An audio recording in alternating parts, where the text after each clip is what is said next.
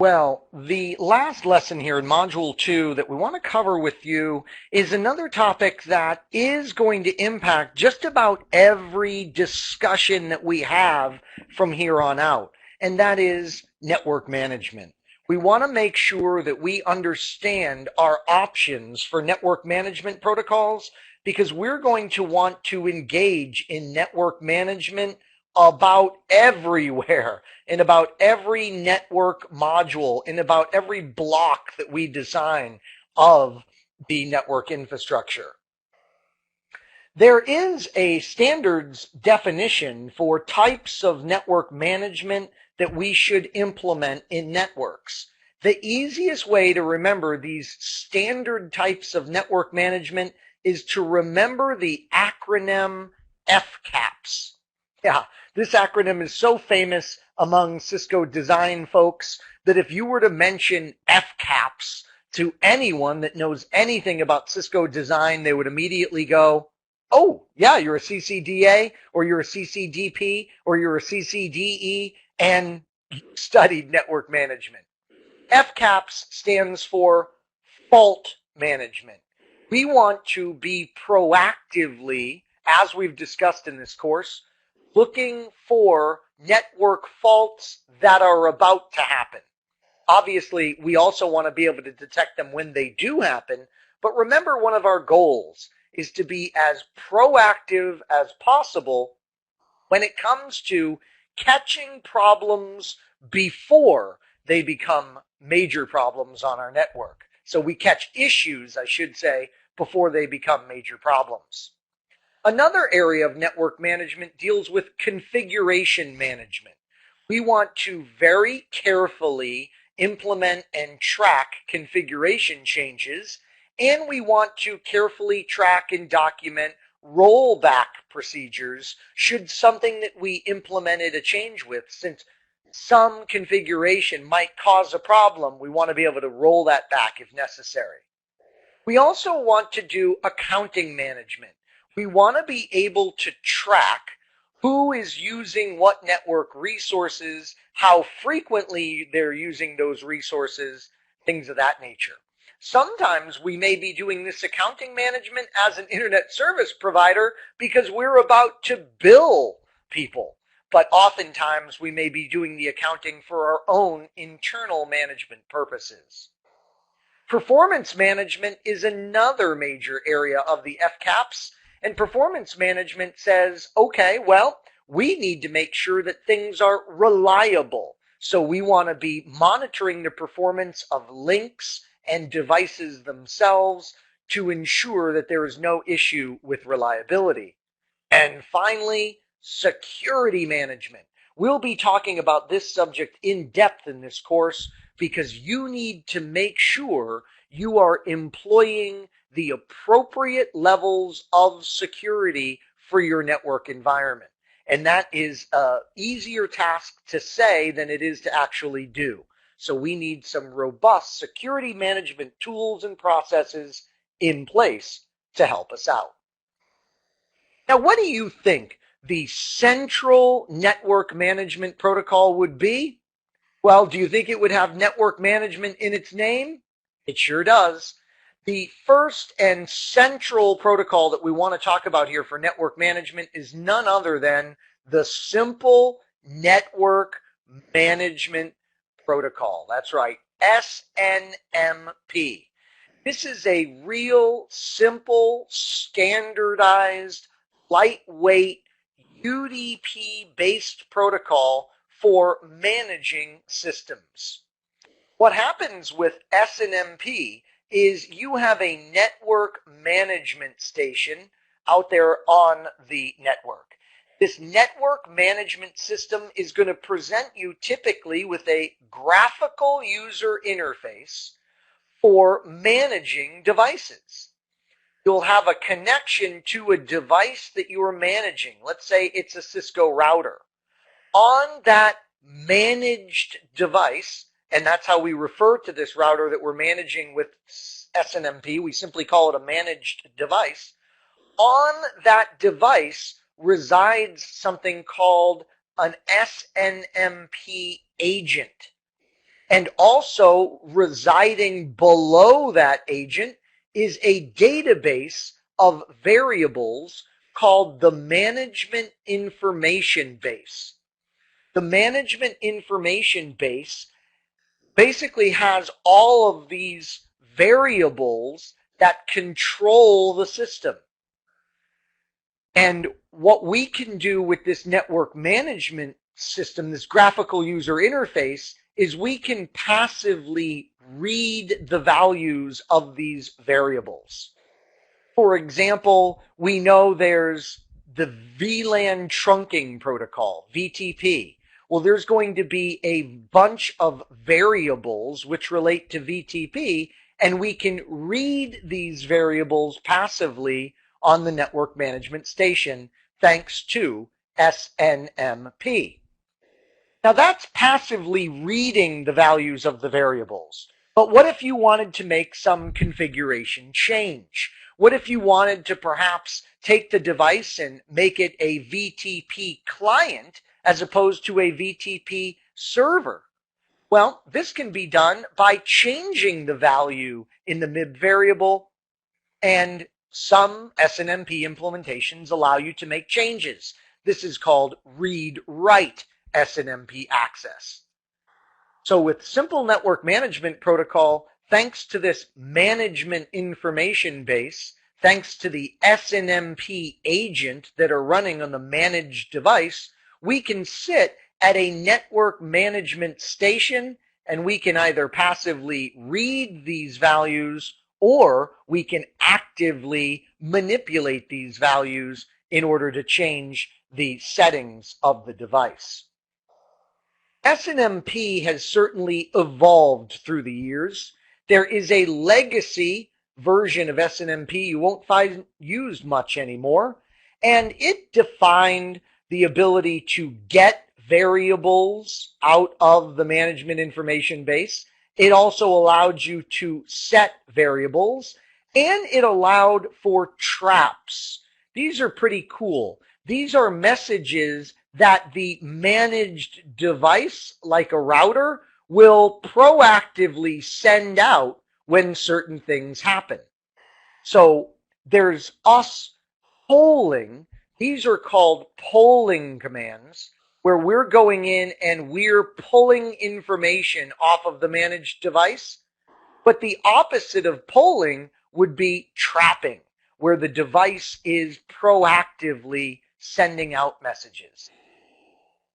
SNMP version 2 added some new types of messaging like get bulk and inform messages in order to improve upon SNMP version 1. And then SNMP version 2C came along, and that's the most commonly used version today. That defined community strings, which are basically a fancy way to say passwords. So it added some measure of security with these community string or password values. But for a long time, SNMP, even version 2C, was a bit frowned upon because we're about to say two dirty words when you put them together. These passwords, these community strings that 2C uses are indeed in clear text. So these passwords are clear text passwords, and that obviously isn't good. This gave rise to the latest version of SNMP, and it's a version that we're starting to see more and more implemented on equipment. It's SNMP version 3. Finally, to the simple network management protocol, we have some robust security mechanisms. So really, what's the most exciting thing about SNMP v3?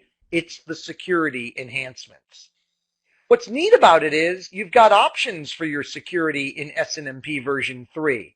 If you do not want any security, basically, you can run in what's called no auth, no prive mode.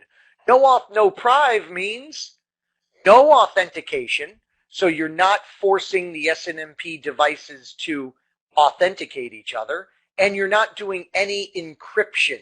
That's what this priv stands for, privacy. So you're not doing any authentication, you're not doing any privacy. You can run in off no priv mode, which is you are adding authentication, but you're not doing encryption. Or what most people would want to do if they're running SNMP version 3, they'd want to make sure the machines authenticate each other, and they'd want to encrypt the messages that are sent back and forth between the network management station and the managed device. So finally, a robust set of security enhancements added to SNMP thanks to version 3. But SNMP is not the best tool for monitoring things over a duration of time, and you want to be able to have like customized alarms be configurable. For example, you'd love to go to a Cisco device and you'd love to be able to say, okay, look, if the CPU 5-minute average goes over 70%, I want a customized alert about that fact. SNMP wouldn't be the best tool to allow you to customize an alert based on CPU percentage utilization. So this is why we have remote monitoring. Remote monitoring is an awesome tool that gives you access to even more data than SNMP does, but unfortunately, it does come at the cost of probes, RMON probes that need to exist on your devices. But remote monitoring is pretty cool, and like I said, it would give us the ability to define these events that could trigger alerts to administrators. And again, the sky's the limit, basically. You could say, all right, if the utilization of that interface goes over a certain amount, I want to be alerted. There's RMON version 1, and it focuses on layer 1 and layer 2. People got pretty excited about RMON, so they quickly created RMON 2, which allows you to look at upper layer protocols as well. So let's remember, RMON 1, a layer 1 and 2 focus, RMON 2, a focus on upper layer protocols as well as layers 1 and 2. But what if you wanted to track utilization over like longer terms? And what if you wanted the very best utilization tracking info, okay, without all the overhead of RMON? Well, we've mentioned it already in this course. The best tool to use for tracking IP flows is going to be NetFlow.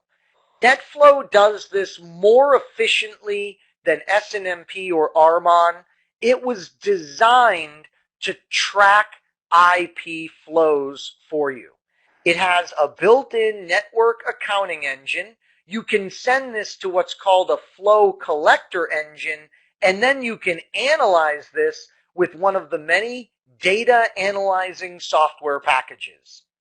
So the machine generates the accounting data, puts it in what's called a collector engine, and then you can come in with a graphical user interface data analyzer and analyze all of this wonderful information that NetFlow has tracked for you. Another protocol that is wonderful for our network management capabilities is none other than the Cisco Discovery Protocol. With CDP, we have a layer 2 method of Cisco devices to educate each other about their existence. Notice, because it's a layer 2 protocol, it's going to work no matter what the protocol you're using is. Like, it works in OSPF environment, it works in EIGRP environments, etc. And it's also media independent. So we can run CDP in local area network environments or wide area network environments. Now, the one thing you want to be careful about with CDP is you want to be sure to disable it on untrusted interfaces or on untrusted devices. What this means is, of course, is we don't want to be sending out this information out onto the internet, for example, where prying eyes could then learn valuable information about our device. Look at all the information that is in a CDP message.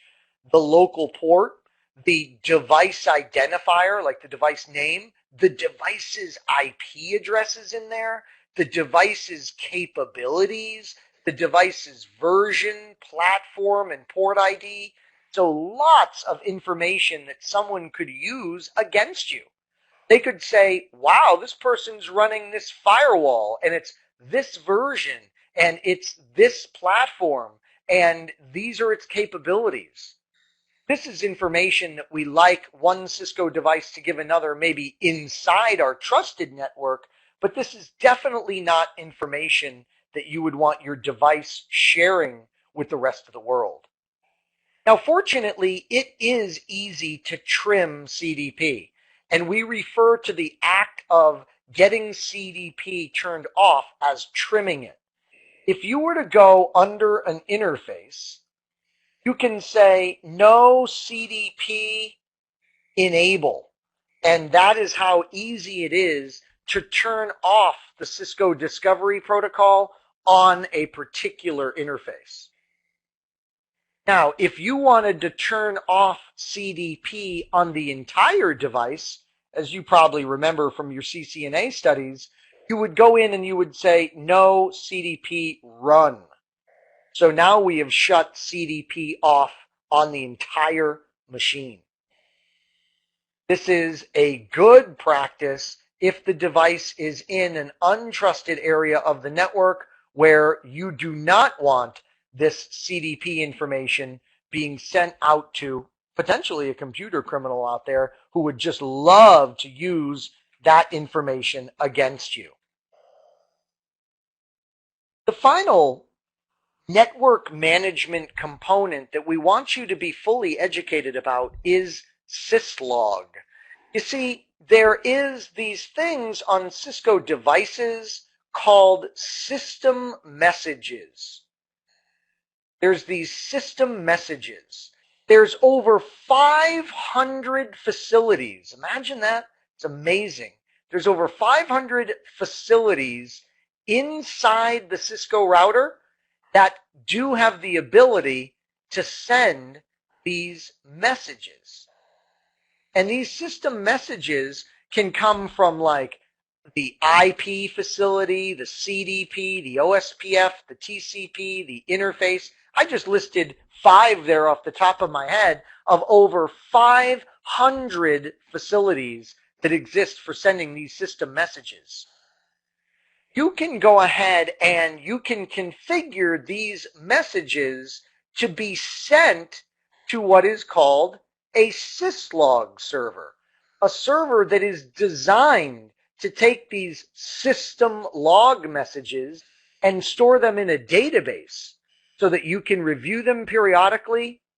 Or how about this? Since all of these messages contain a certain severity level of 0 through 7, why not take messages that have a high severity level, and when they hit the Syslog server, have the Syslog server email you or page you? That is something that can be done thanks to these Syslog servers. So again, it's great that these system messages have a severity level so that we can configure custom things to happen if a message of a certain severity level is received. Now, sending these system messages to a Syslog server is just one of your options when it comes to setting up what's going to happen to these messages. Let's jump over to the command line and look at our various options for sending these particular messages. All right, what can we do with these messages on a Cisco device, and what are the different severity levels of these particular messages? So let's take a look at that right now at the command line. If we go to this device and we say show logging, it's going to tell us right now what is set up for these system messages. It says, okay, Syslog logging is enabled. Okay. And it says we've had 0 messages dropped. Okay, that's a good thing. And there's been 4 messages that have been rate limited. So there's some built-in denial of service protections here, which, make sure that someone doesn't try and overwhelm your system just by doing things over and over again that would cause these system messages. So what's been happening here is there is console logging enabled. So 28 messages have been shown at our console. There is also the ability to take these log messages and put them into a buffer, an internal buffer. That's cool, but notice that feature is disabled. And then we can also send these log messages to a monitor, like someone that's dialed into this device via a telnet or a secure shell connection. So notice lots of options for these messages. By the way, what are the severity levels for these messages? Well, let's see. We can take a look at that by running a command like logging filter. No, that won't do it. Let's see. Logging monitor. And there we go. So when we're deciding what messages we'll send to someone that's telnetted in, notice I can do the question mark here, context sensitive help, and I can see the different severity levels for these system messages. Notice the most severe is severity 0, and severity 0 indicates we have an emergency. The system is unusable. Yikes. So whatever internal system has suddenly absolutely given up the ghost, you can go ahead and you can indicate, okay, for that particular emergency message, I want to send an email, or I want to send a particular console message to the administrator. Pretty cool, huh? Notice the least severe. Notice the least severe of the messages is going to be severity level 7. And with a severity level 7, we have a debugging message. And these are those debugs that you can run at the command line, right? So with debugging messages, you can go ahead and send those potentially to a buffer or a console, a syslog server, but that would be rare, wouldn't it? We typically want to see debug messages while we're sitting right at the console. So these level 7, these severity 7, the least severe messages, the debug messages, these we typically filter out from going to a syslog server. By the way, you might wonder, how could we log to a syslog server? And that would be with the command logging. We would do the command, let's see, we're in the wrong mode. You would say logging host, and then you would set the IP address, look at this, of the syslog server. So very, very simple command structure for dictating where these particular system messages are going to be sent. The most popular option is to log to a syslog server out there on the network. And the most efficient option, if you're interested in the most efficient option for logging, you would log to an internal buffer. Logging to an internal buffer is the most efficient way to log.